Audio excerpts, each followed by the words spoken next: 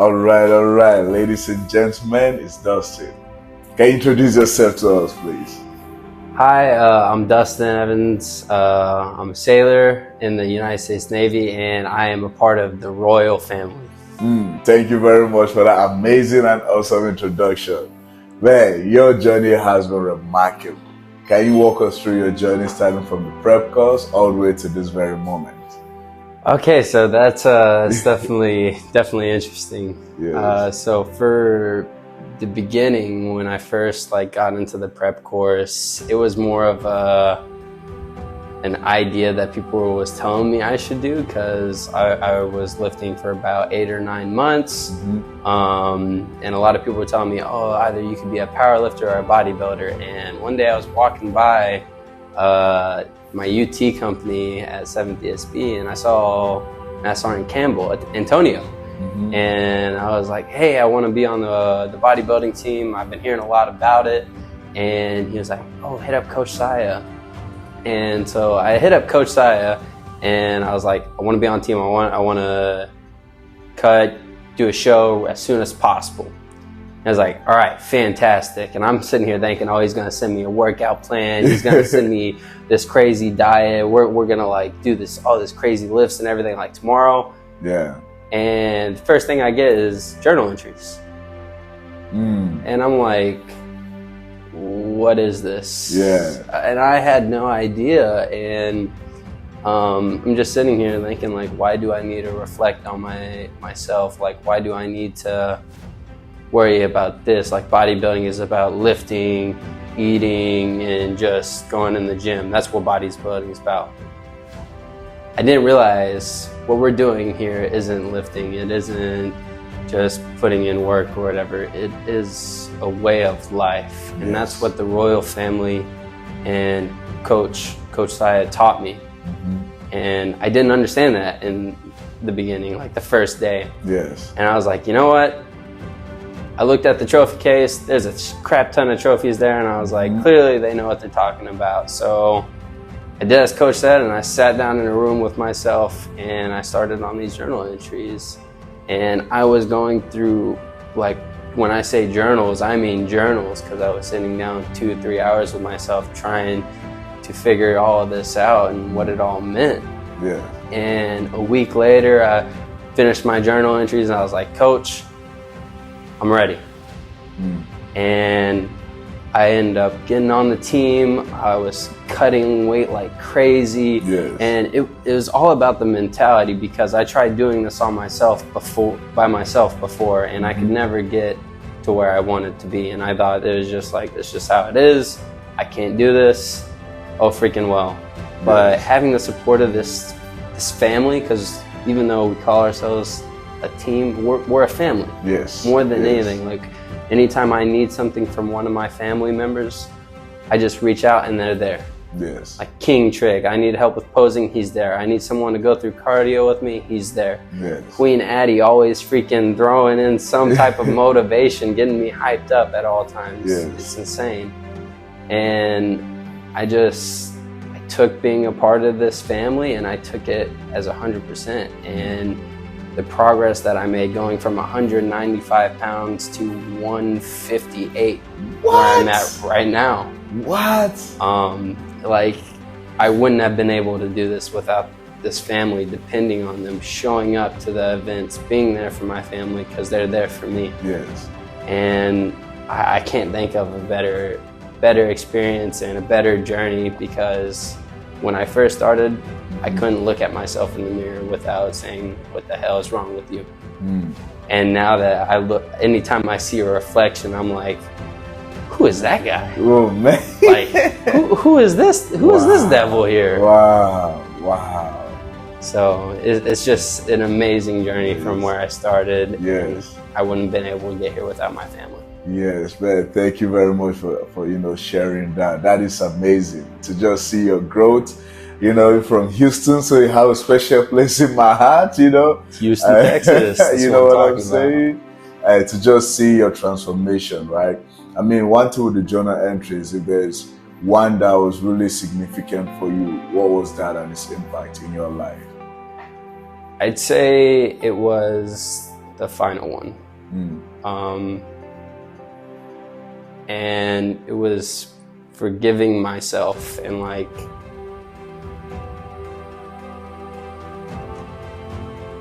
I couldn't forgive the things, like I couldn't believe in me for the longest time.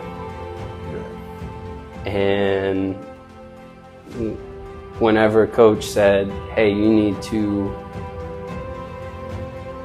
fix what was inside of you and actually forgive yourself for all the things that you might have thought that you failed in, messed up, anything. You need to forgive yourself. That was the final one, and it was the hardest for me because like looking at myself in a better image, I could do that. But I still had my moments where I was like, you still failed here. You can't forget about that. And it's not necessarily forgetting where you've messed up. And I didn't, it took me hours and hours, and I was just sitting there for like 2 or 3 days just like, I can't do this. Wow. Because growing up, I didn't have a great connection with my family. I always was able to integrate within the crowd, but it was all a show for me. I could easily fit in the crowd, talk around the people there or whatever, but I never felt actually involved myself personally, even though it would look like I'd known everyone for 5 years. But I sat down, actually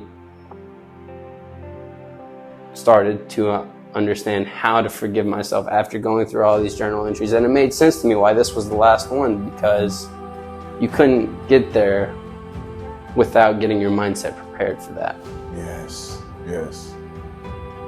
And after I sat down, I hit up coach several times, even a bunch of the family members, like, how did y'all sit down with yourself and actually get to this point? Because I didn't think it was possible. And after leaning on my team, leaning on coach, and just understanding me for who I'm trying to be, not who I was, but who I'm trying to strive to be, I was able to finally accept all of my failures, all of my regrets, and move forward into the person that I want to be and who I am trying to be and who I am now.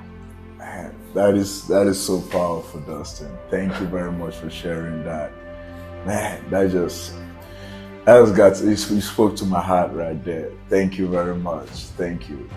Who is that person that is going to be on stage? Like, what are we expecting? You know, I'm your #1 fan. So what are we expecting? Oh my gosh. It feels like it's the only thing that has been on my mind for as long as I can remember, because as soon as I joined the team, I was like, Coach, I want to compete ASAP as soon as possible, right?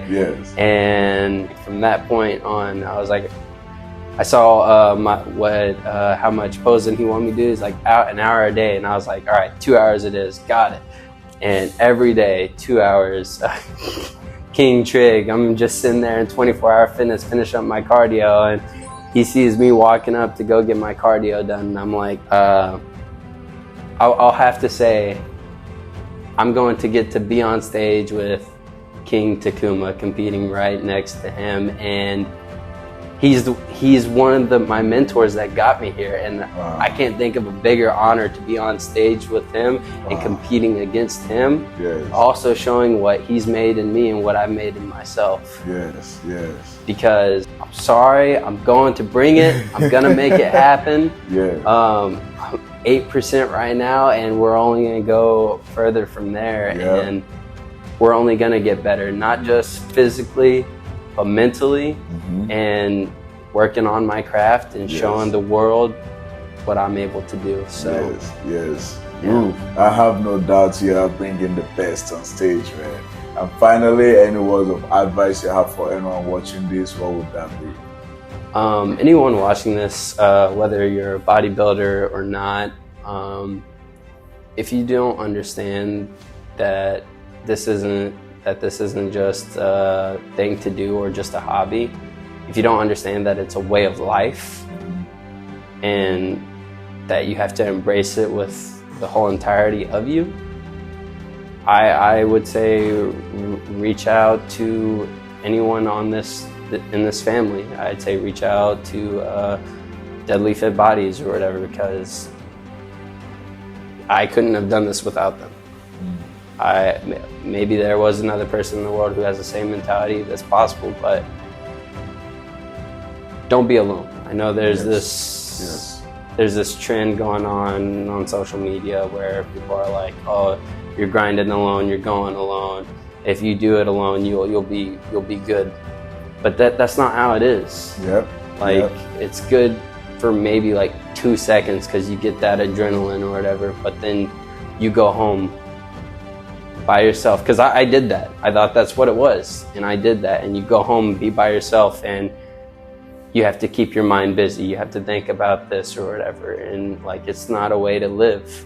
Whenever you depend on people and have people to support you, when you go home, instead of sitting by yourself not knowing what to think, you can reach out to that person, reach out to that family member, and it's gonna make you so much better, and you're gonna grow in ways that you didn't even know were possible.